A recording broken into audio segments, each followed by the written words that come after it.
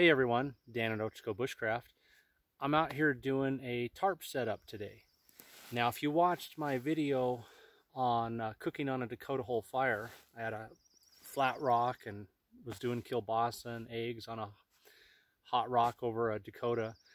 I had a tarp set up behind me, and I just call it a box survival tarp setup, because basically that setup, if you go back and look at that video, is like a box.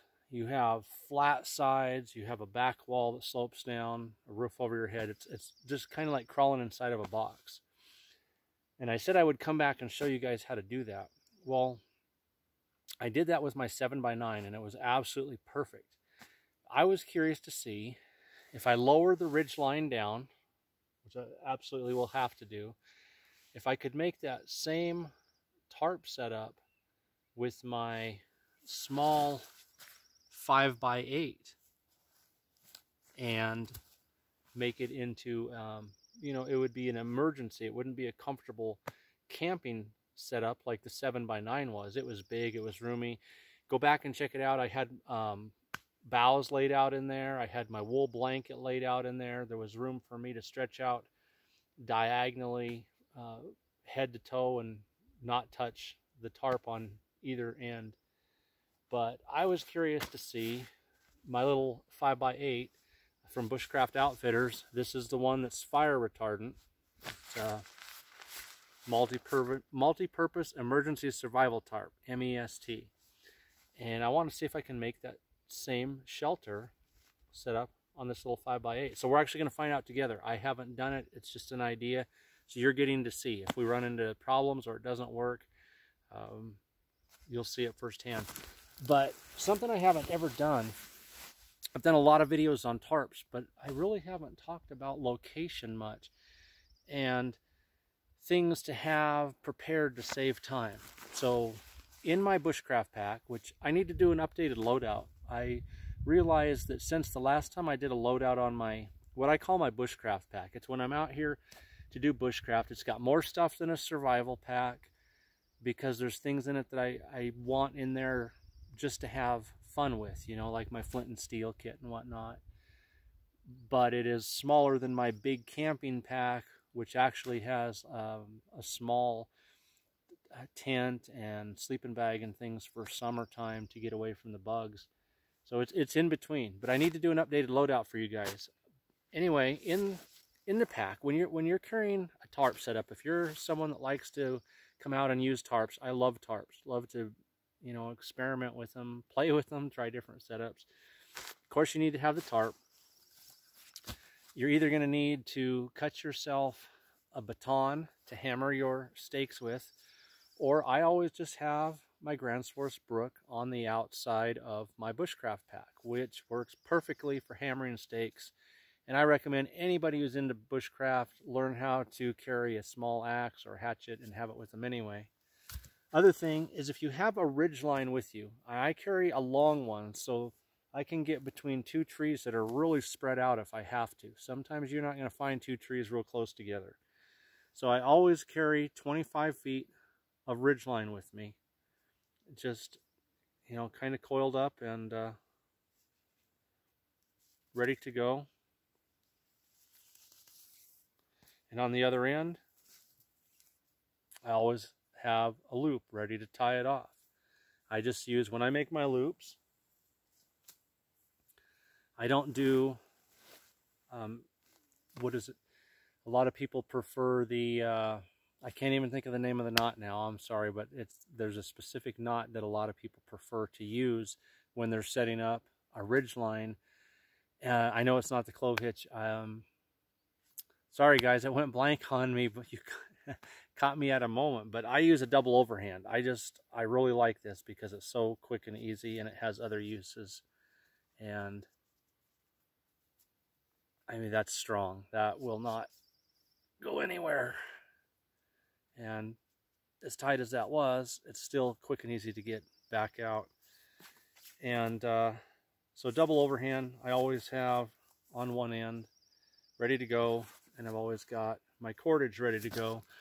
Some type of tent stakes. Now, being out here carving your own stakes is a part of bushcraft, and I do it. Sometimes I will carve all my own stakes and won't use any. But I also like to have about 5 stakes of some kind with me. I have both the little tiny metal coglin ones. Today I brought the big yellow ones so you guys would be able to see them easier on the camera. But I like to have 5 pre-made stakes so that if I'm out here and I get caught in the rain while I'm out walking or something, I can just get a quick setup done. I don't have to worry about carving stakes. Lastly, a couple things that come in handy. And I use bank line. So I will have a couple of prusik loops already made. Plenty of videos on YouTube. Type in prusik knot, prusik loop.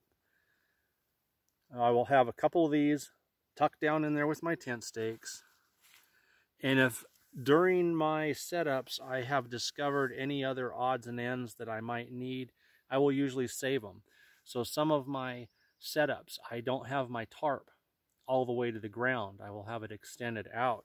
So I have a couple pieces of bank line with loops on the ends shoved in there, because there's a type of setup that I have used where I would just have to cut new bank line every time if I didn't save it. So these are things to have in your pack to just make life with your tarp simpler. Stakes, your prusik loops, any other odd pieces of cordage that you might have found to use, something to hammer your stakes with, and of course whatever tarp you're using for the day. And I recommend you experiment with different sizes. I use 10 by 10, 8 by 8, 7 by 9, and this 5 by 8. And for bushcraft and out here, the 7 by 9 is my favorite. I like both the AquaQuest, Defender, and Safari.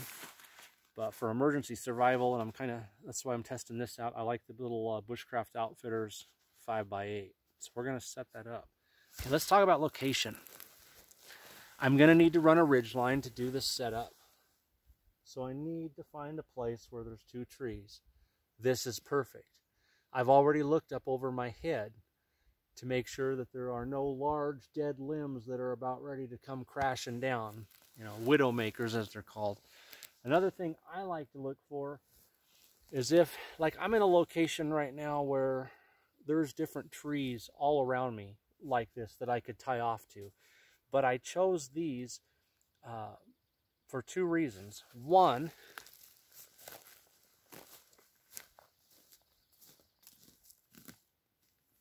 it's all this right here and here.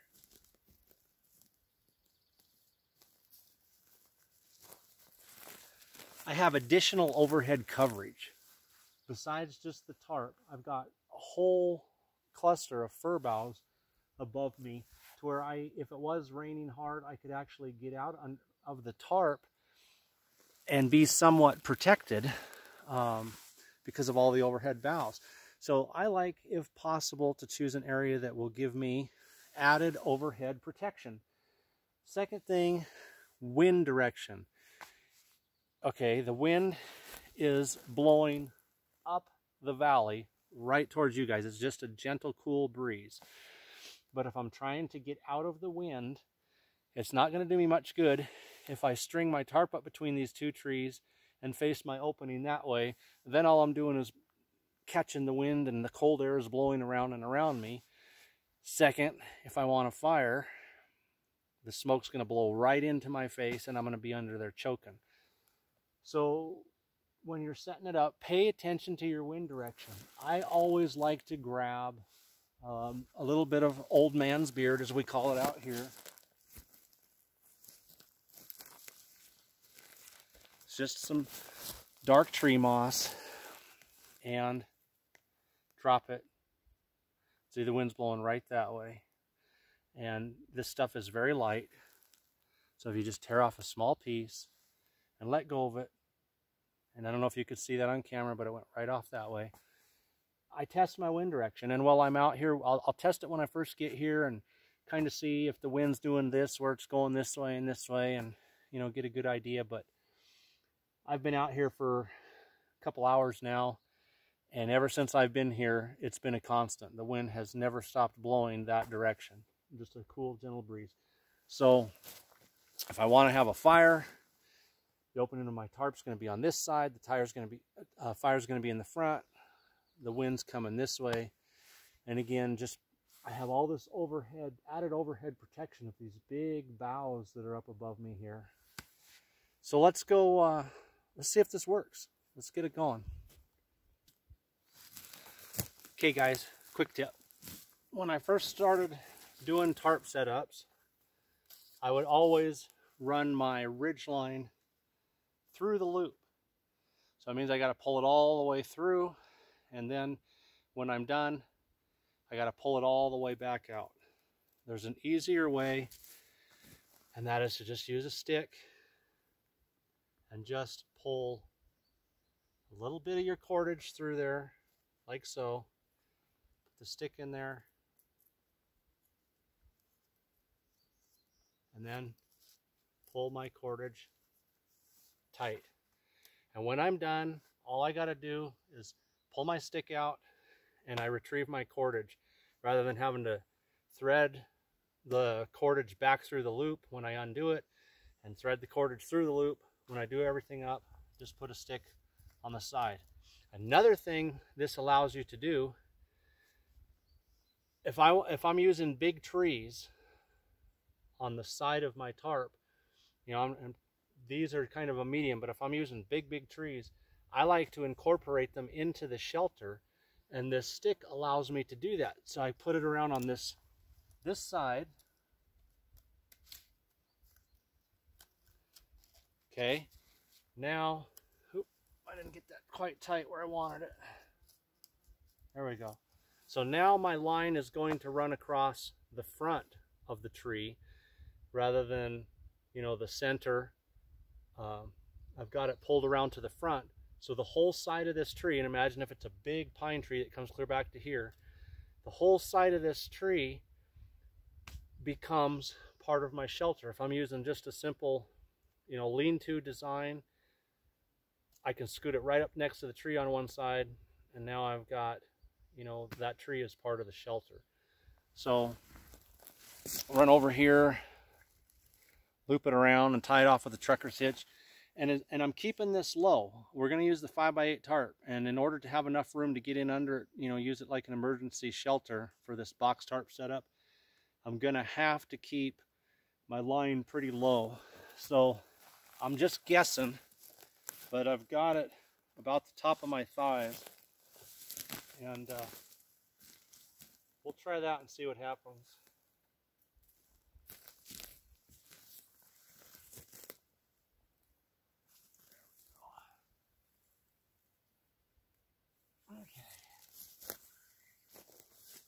All right, I'm just going to use a trucker's hitch, keeping this kind of low.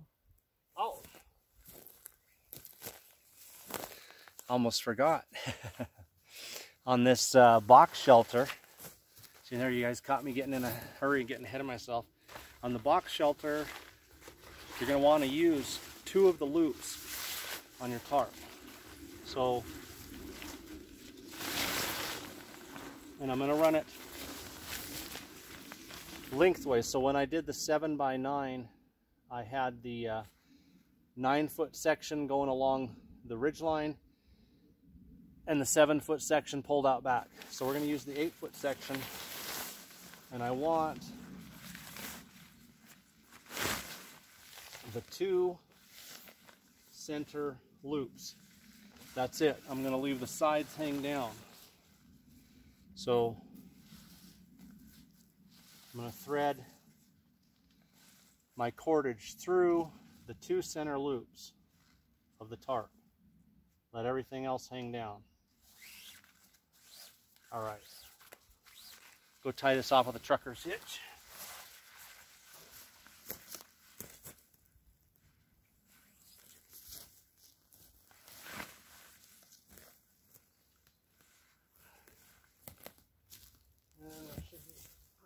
A good height. Okay.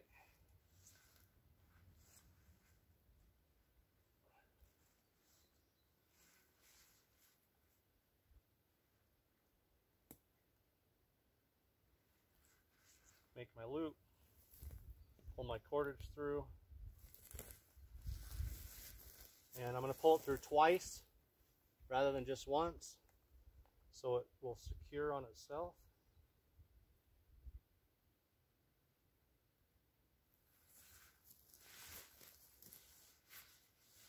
And see, and I can let go and it's secured on itself. So pull that up tight.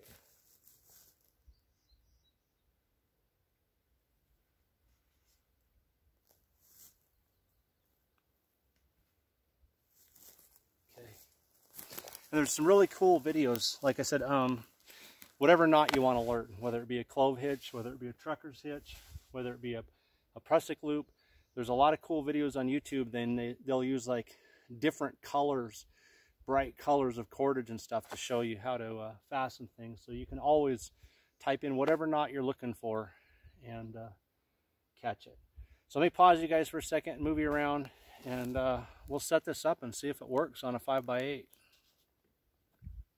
Okay, next thing I'm going to do, I'm going to get this set right where I want it. I've got a couple small sticks and I got my prusik loops. So stretch this out where I want it. Put my loops on.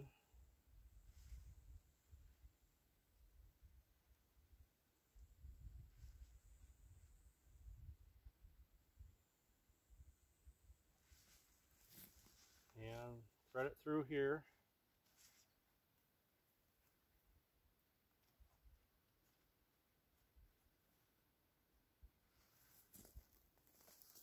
Okay. The other side.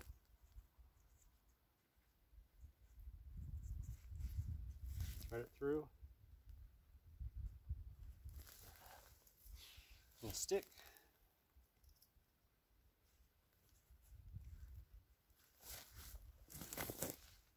Okay, I'm going to move the whole thing this way.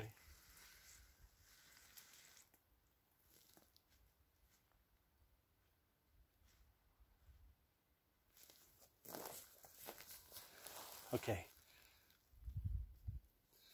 I got the front stretched out nice and tight. I'm going to go pull the back out as far as I can and stake down the two outside corners. And if I need to, I did on the 7x9, the center as well.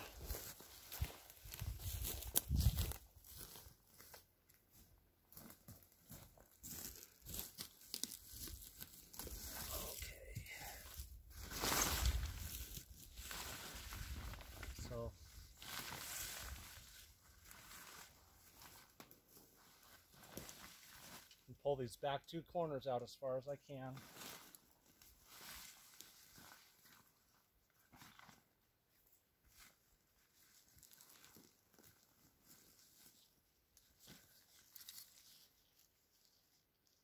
Stake them down.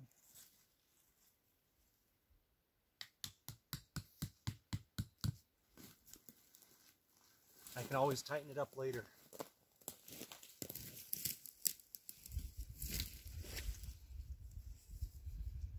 Pull the other corner out.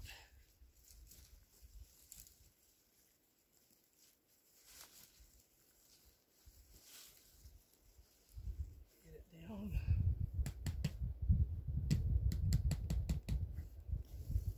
Okay.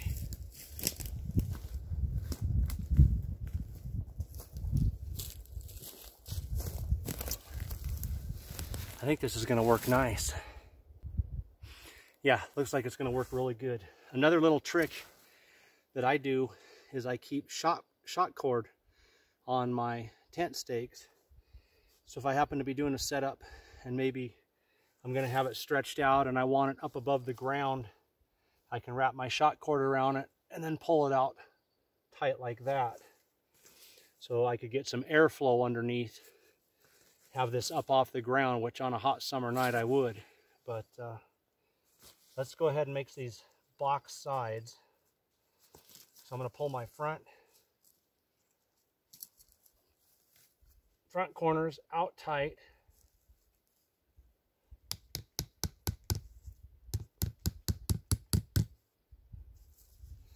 And let me get the other corner.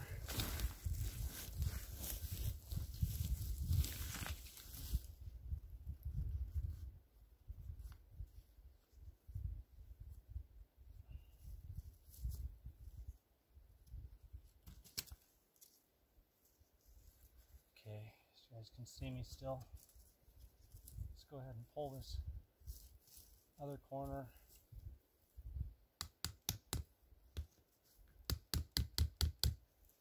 And I'm going to go ahead and pull the back out a little bit and use this 5th stake so I have a little bit more room inside.